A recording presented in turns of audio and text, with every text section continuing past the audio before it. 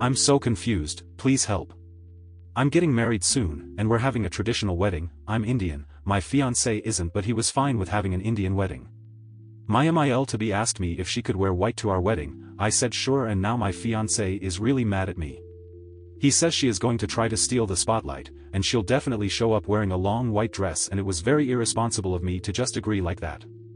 The thing is, one, I'm not going to be wearing a white bridal dress. I'll be wearing a traditional red dress that, due to the design, lehenga, type of silk and embroidery, is very distinctive, so even if my MIL does wear a white wedding dress, it's not like it'll be the same. Also, this may be dumb, but I don't really get what the big deal is if my MIL wears white even if I was also going to. As long as the groom doesn't get confused and marry the wrong person, how does it matter? Sorry if this is dumb, but my fiancé is really upset that I didn't stop my MIL, and I just need some help understanding. I didn't mean to upset him. Edit. My fiancé knows what my wedding dress looks like, he has seen it. Edit 2. For those asking if MIL knows how my wedding dress looks, I'm not sure. We have discussed what the wedding will be like. She hasn't been to an Indian wedding before, but I don't think we explicitly discussed what I will be wearing. I feel like she was confused when I said she is free to wear white, but that might be me projecting because the whole conversation was a bit confusing for me. Some comments which seem to be spot on, based on OP's fiancé's reaction. I'm guessing MIL has a history of inappropriate and/or attention-seeking behavior, and he's trying to break that cycle. OP should talk to her fiancé to get on the same page, and maybe going forward tell MIL she has to run things by him. But see, I think her dealing in thinking she got one over just to discover the bride in red would be glorious. Upstage the upstager. I think OP's fiancé should totally lean into that. Pretend nothing's wrong, act unimpressed, etc. Yeah, I'm guessing from this post that MIL has never been to an Indian wedding and has no idea what she's in for. You've gotta wake up pretty early in the morning if you want to upstage an Indian wedding party. I went to a Hindu wedding years ago. OMG, the fabrics, the jewelry, the gold. It was opulent. White is really not going to stand out the way she thinks it will. I don't understand what mothers, MILs, or other wedding attendees think they are going to accomplish wearing white to a wedding. Steal attention from the bride? Have people come up to them and ask if they are the bride, coyly telling them no while blushing and giggling? IMO, the only attention someone other than the bride wearing white to a wedding would get is ridicule. Or maybe concern for their mental health. Updates. So as you all suggested, I talked to my fiancé about why he was concerned. He explained that his mother had previously joked that she would wear white, and he had told her point blank that she wasn't allowed to do this. He didn't tell me about this because he didn't want to stress me out. Apparently she has a tendency to steal attention throughout his childhood, which left some trauma. So basically, when I told MIL she could wear white, he was very upset that I had given permission when he had categorically refused, but he admitted it was wrong of him to get that upset when he hadn't shared any of the background information with me. We agreed that going forward we would be better about communicating, and made up, but then he wanted me to call up MIL and tell her she couldn't wear white or else she was banned from the wedding. Which, I didn't really want to do because that sounded like a surefire recipe for open hostility, and like I said earlier, I don't actually have a problem with MIL wearing white. I told him that he was welcome to tell her if he wanted, but he was insisting I have to tell her because I was the one who gave permission. It was starting to turn into an argument, so I showed him this post and all of your great advice. This really helped him realize that even if MIL wore white it wouldn't really stand out, at least not in a positive way, and he loved your guys' idea of just not telling MIL that I wasn't going to be wearing white. So we'll probably offer to buy her a sari, but if she insists on wearing a white dress, we just won't stop her. Thank you to everyone who gave advice. I'll try to update after the wedding. Latest post is from confused bride's fiancé's perspective, which shows more serious side of things. Update from OP to old fiancé. Given the way things turned out, it seemed fitting that I post this. I'm the previous poster's then fiancé. After Paya, not her real name, posted, a lot of commenters said I was wrong for not dealing with my mother myself, and I was especially wrong for getting mad at Paya without telling her anything. I didn't want to admit it, but the more comments I read, the harder it was to brush it off. I don't have a good relationship with my mother. She was the type to demand gifts on my birthday because I wouldn't be here without her. For 18 years, I never got to open presents myself. Looking back, every event, from my games to graduation, was always about her. I always felt like my life and achievements were just an extension of her accomplishments. I think I suppressed my resentment because everyone around me always acted like this was normal. I didn't know how to cope with this, so I just tried to get as far away from her as possible. I applied to furthest university I could realistically get in, and stayed far away because any time I had to go back home, it was the same story. At university I was lucky enough to meet Paya, and for the first time I started to like who I was. I didn't feel like I had to hide or play down my accomplishments, or even my failures. And her family was so warm and welcoming, it felt like my childhood was just a nightmare of the past. I thought the best way to move past it was to just move ahead. I thought I would be able to handle it now as an independent adult. After all, everyone says you're supposed to let sleeping dogs lie. And in my worst moments, I felt jealous of my wonderful fiancé for having such a welcoming, loving family, even though they were treating me like one of their own. I was ashamed of my mother's behavior, and the ugliness of my resentment, so I pretended everything was fine, and invited my parents to my wedding.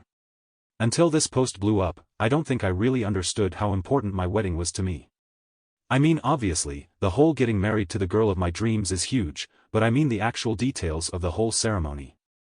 I actually had a really clear vision of what I wanted in the wedding, but a combination of my childhood trauma and the notion that wedding is the bride's day and not something men are supposed to care about made me unable to express it.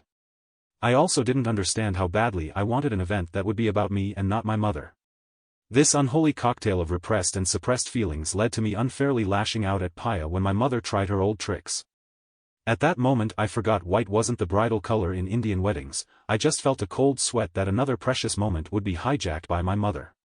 I think Paya was shocked by my outburst because she had never seen me like this, and made that post just to get some perspective. Neither of us imagined the ramifications it would have.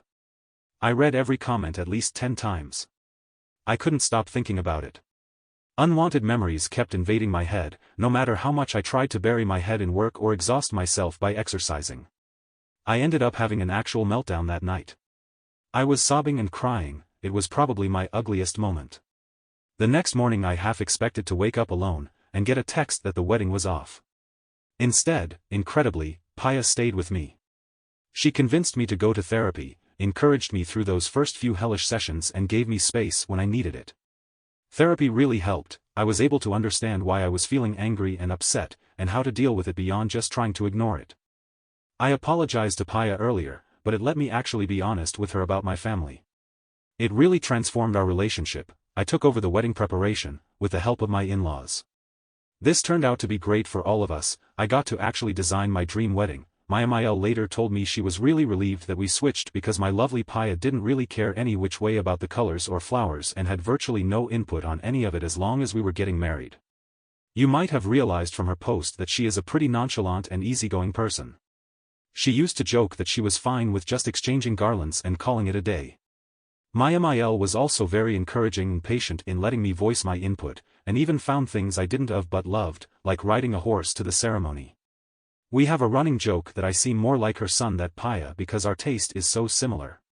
And the actual wedding went really, really beautifully. Paya was ready to rescind my parents' invitations completely after everything, but her terrifying little sister suggested we invite anyway as a final sort of fuck you, to show them I wasn't alone anymore and no matter what they tried this time things would go my way. I have to admit that did appeal to me, so we decided to invite them for the third day of the ceremony, and it worked even better than I imagined.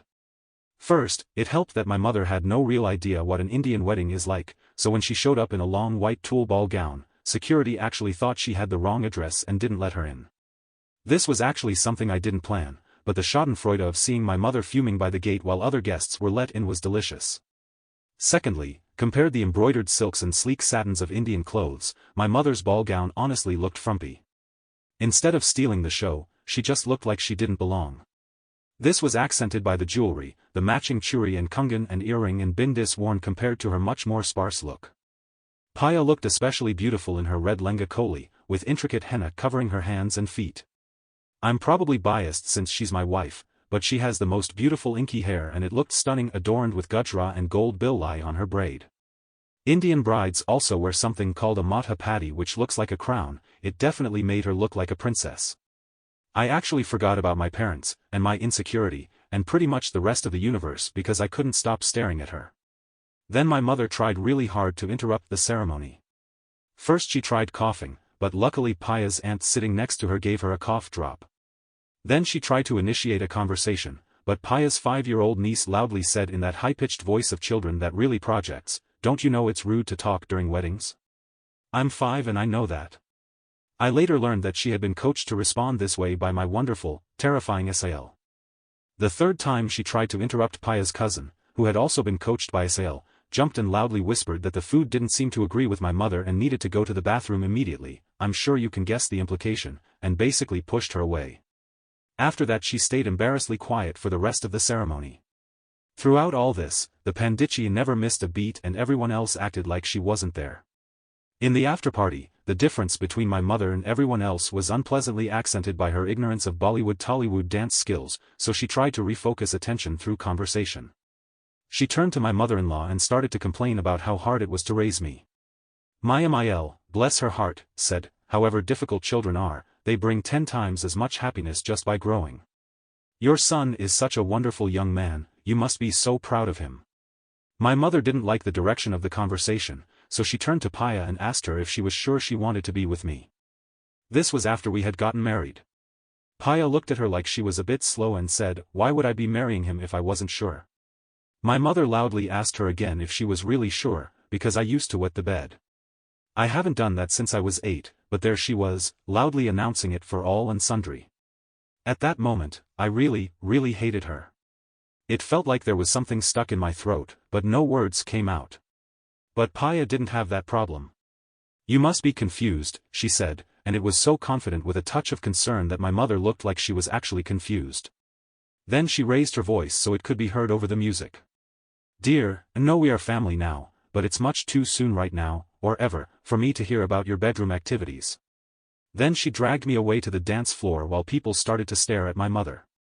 Stupidly, the first thing I said in our first dance as a married couple was that my mother was right. But because I am the luckiest man alive, Paya just squeezed my hand and told me it happens when children are put under stress and it wasn't my fault. That was pretty much the end of the problem, and I enjoyed the rest of my wedding dancing, eating food and talking with Paya, and now my wonderful family. I did see Paya and Mayasael having another talk with my mother later, but I was too far away to hear anything. It couldn't have been too bad because Mayasael smiled a lot, and my mother didn't try anything new for the rest of the party. By the end of the day, my mother looked incredibly constipated, but she hadn't managed to ruin anything. I felt so relieved when I said goodbye, like a weight had just slipped off my feet and my knees felt weak. It was the first time in my life that she hadn't taken over something that was supposed to be about me. After that day I haven't had any more sudden invasive memories of the past. I feel so incredibly lucky to have married this girl, and I feel like I might have done something really stupid after that fight, if I hadn't seen so many strangers telling me the same thing until I couldn't ignore it, so in case anyone was still following this, I wanted to post a thank you. Thank you for joining me today. Don't forget to connect with each other in the comments below. Until next time, be kind, be curious, and I'll catch you in the next video. Corner Stories signing off.